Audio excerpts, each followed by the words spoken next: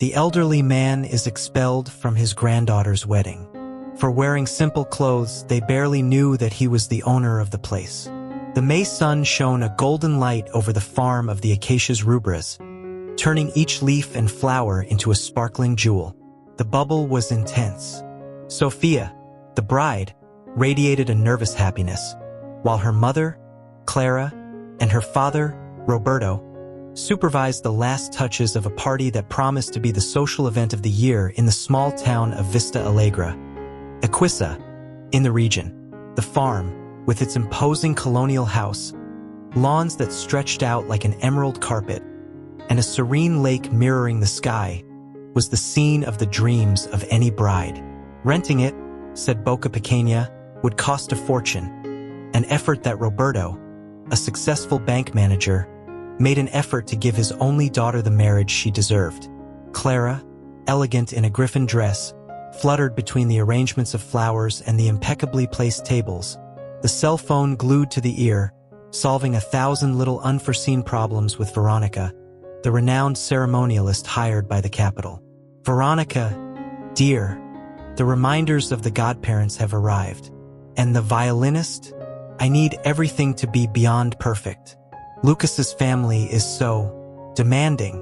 Roberto, in turn, checked the buffet and the attic, making sure that the champagne would be at the ideal temperature and that the sofas would be served with the precision of a Swiss watch. There was a palpable tension in him, the desire to impress, to show that his family had risen socially. While luxury and sophistication unfolded in the heart of the farm, an elderly man got off a dusty bus on the dirt road, which gave access to the property. He wore tight-fitting pants, a striped t-shirt, and a straw hat that shaded his face from the sun and the weather.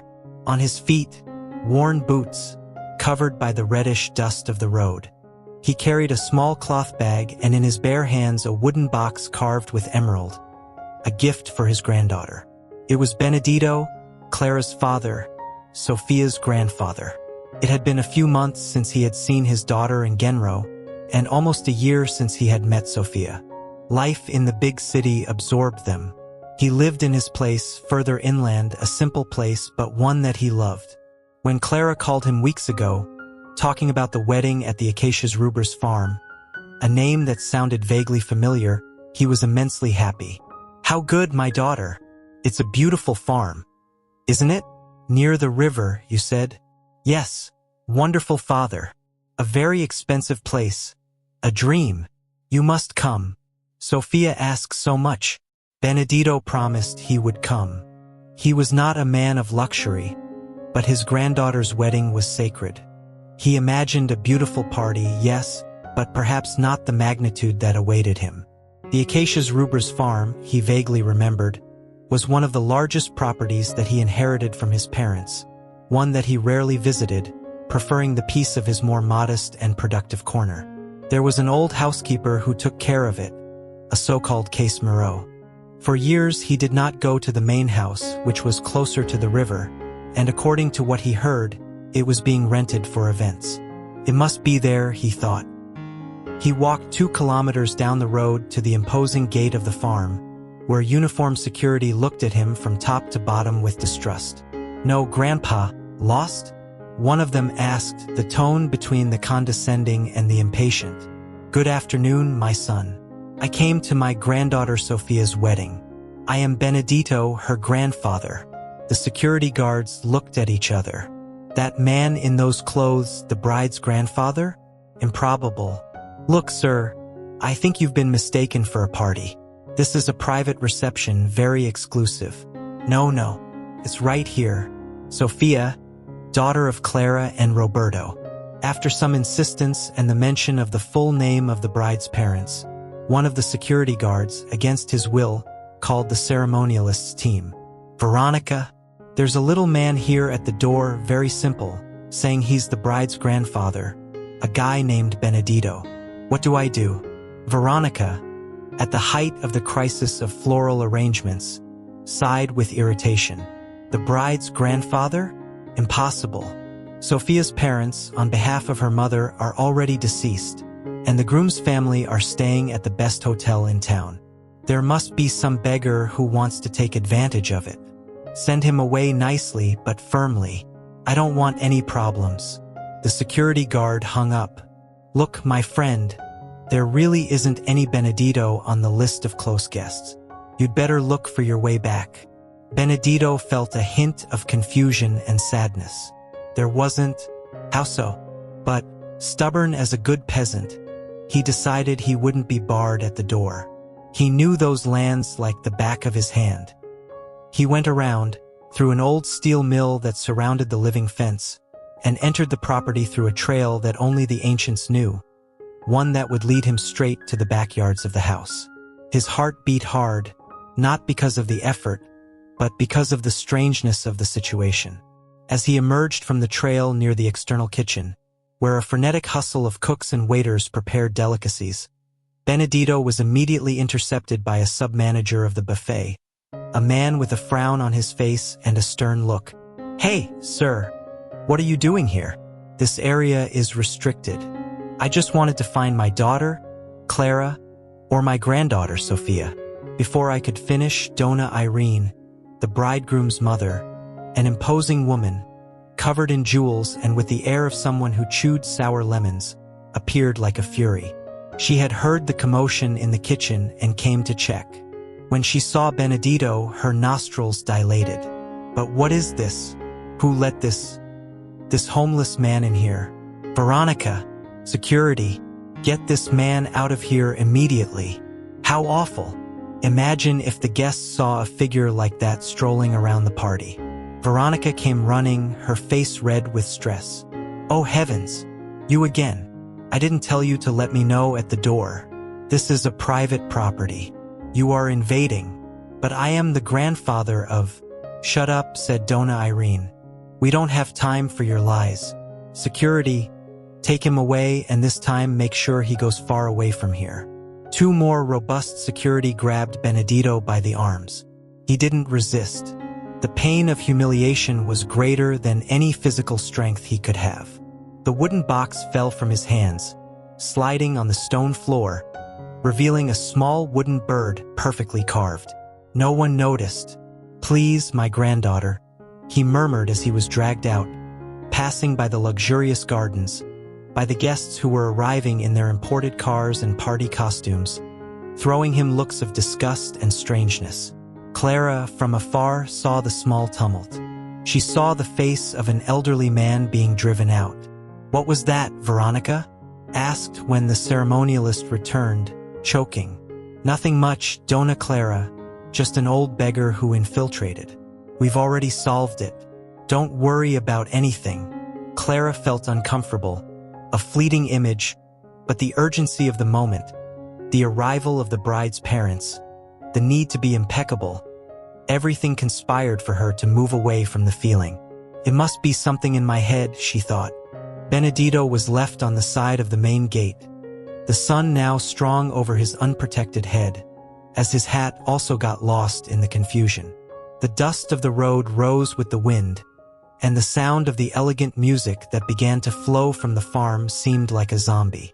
He sat in the shade of a large maple tree on the side of the road, his heart heavy as lead. He didn't understand. Why didn't Clara recognize him? Why didn't Sophia come to his meeting? Sadness was a knot in her throat. Inside the farm, the party was beginning to take shape. Sophia was in her rooms, one of the sumptuous rooms of the house, finishing to get ready. She was beautiful, in a white dress that seemed to be made of moon, her hair tied in an elegant bun, her face perfectly made up.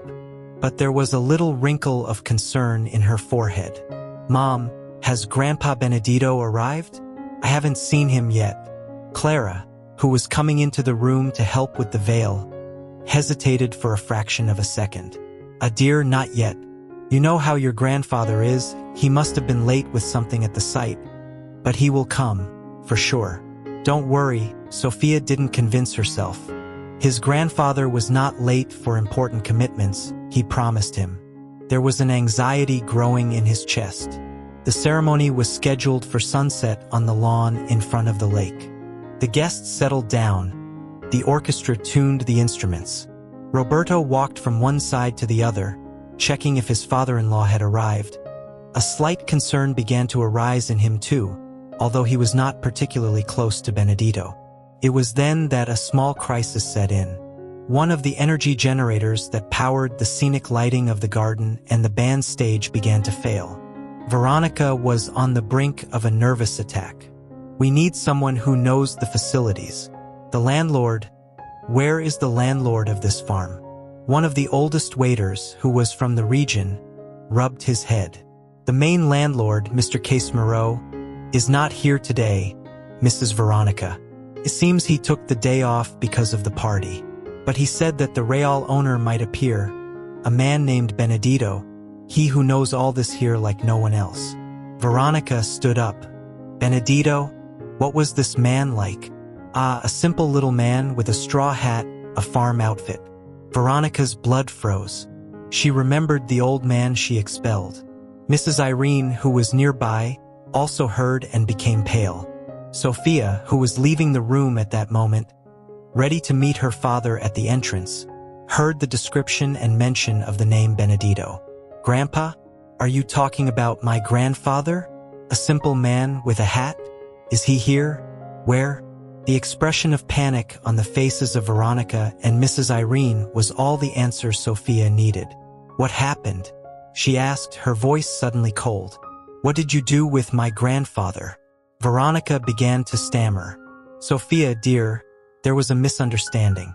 A man appeared. We thought, what did you think?" Sophia felt the panic rise through her throat. That he was a beggar, that he did not belong to his granddaughter's party? "Where is he? I want my grandfather." Her soft voice was now a cry that echoed through the house, attracting the attention of Clara and Roberto, who ran to meet him. "Daughter, what happened? Calm down. Calm down. You asked me to calm down. Grandpa Benedito was here and was expelled. Expelled from my party. From the party at his farm." A stunned silence settled. Roberto looked at Clara, confused. "What? His farm? What is she talking about, Clara? We rented this farm. We paid a fortune." Clara was as white as paper. The memory of the man being expelled, the name Benedito, the vague memory of his father mentioning that the farm of the Acacias Rubras was one of his oldest lands, one that he almost did not use, and left it to the care of Case Moreau to pay something with rent for events. Everything fit together with a painful clarity. She had never paid attention to the details of her father's vast fortune, always saw him as a simple, almost rustic farmer. The dimension of the mistake, the negligence, the humiliation they caused to their own father and grandfather hit her like a punch.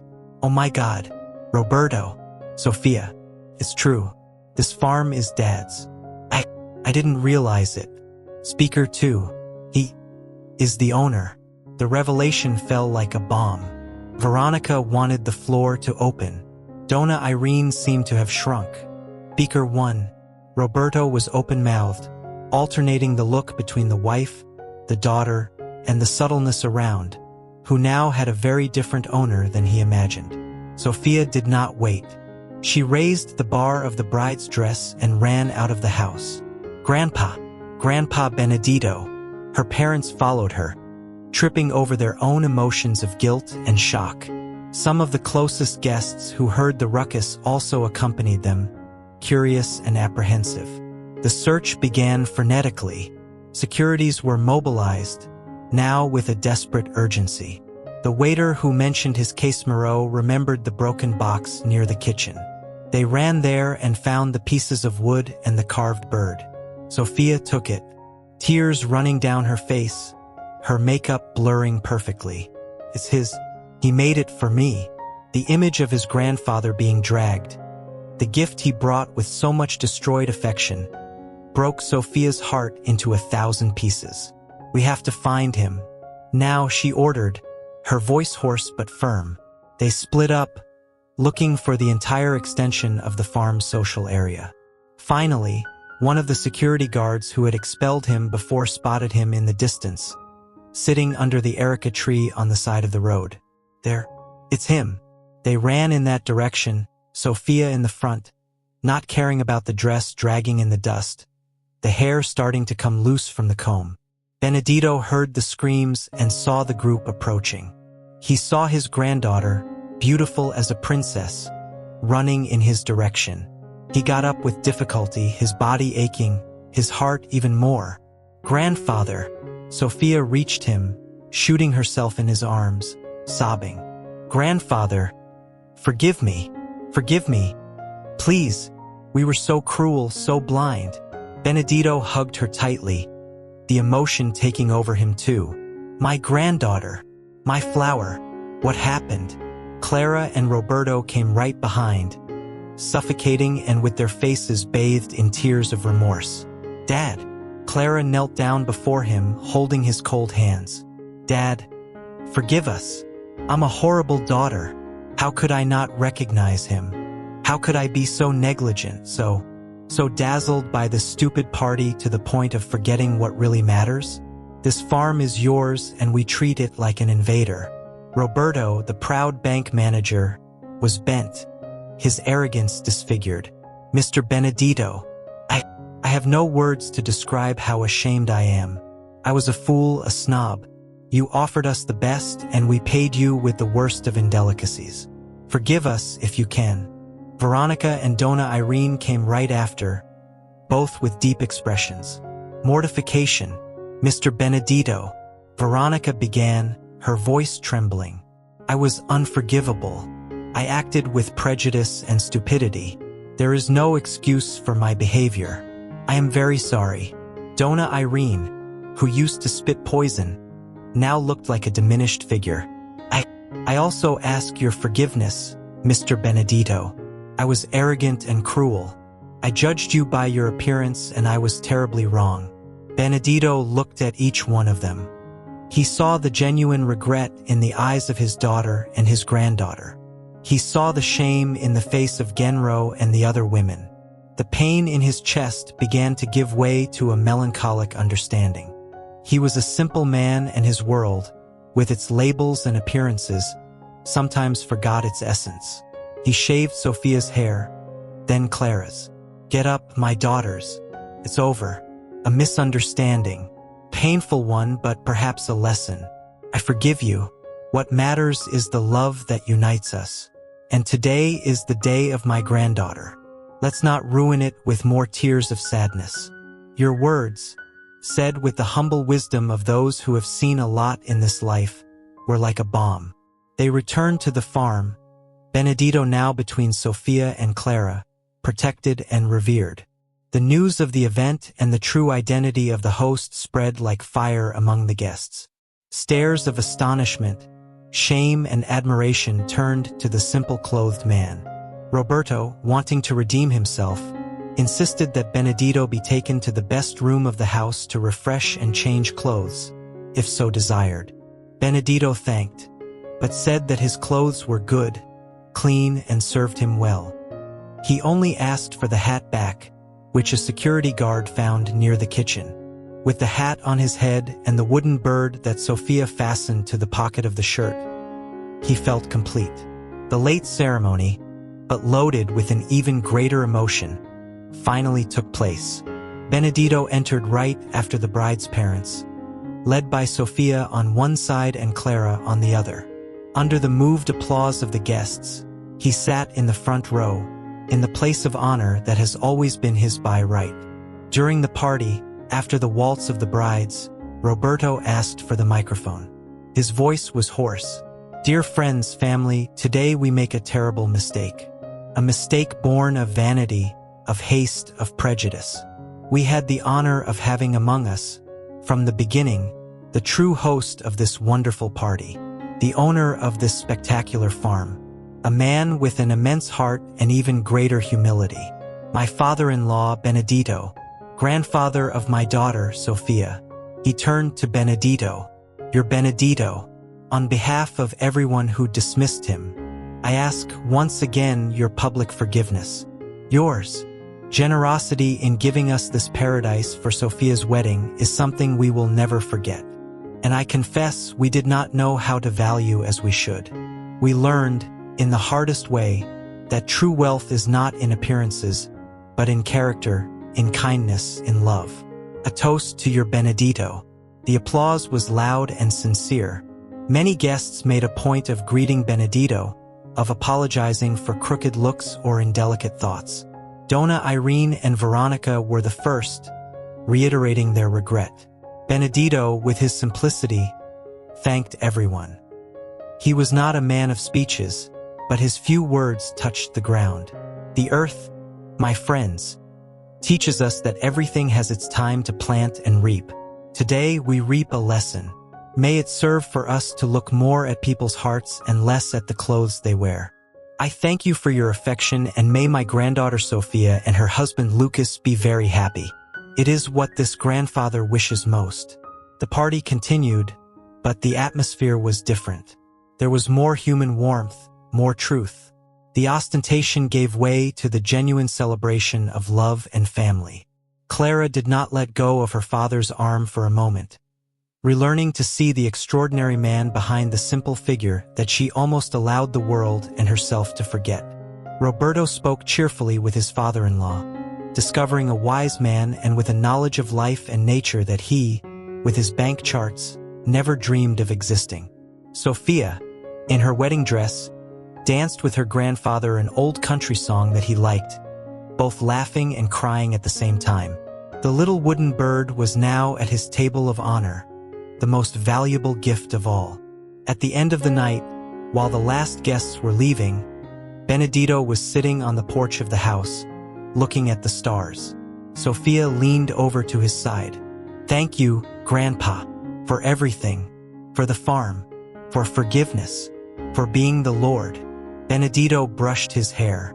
"I thank you, my flower, for showing me that true love does not collapse with the storms of life. And this old farm, it has always been yours in some way.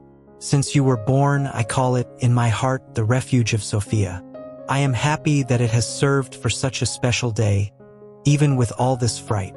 The farm of the Acacias Rubras, formerly just a place of rented luxury, turned that night into a symbol of rediscovery, of humility, and of restored family bonds.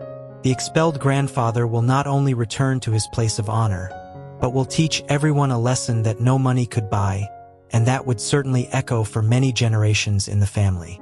And who knows, in all the happy sight,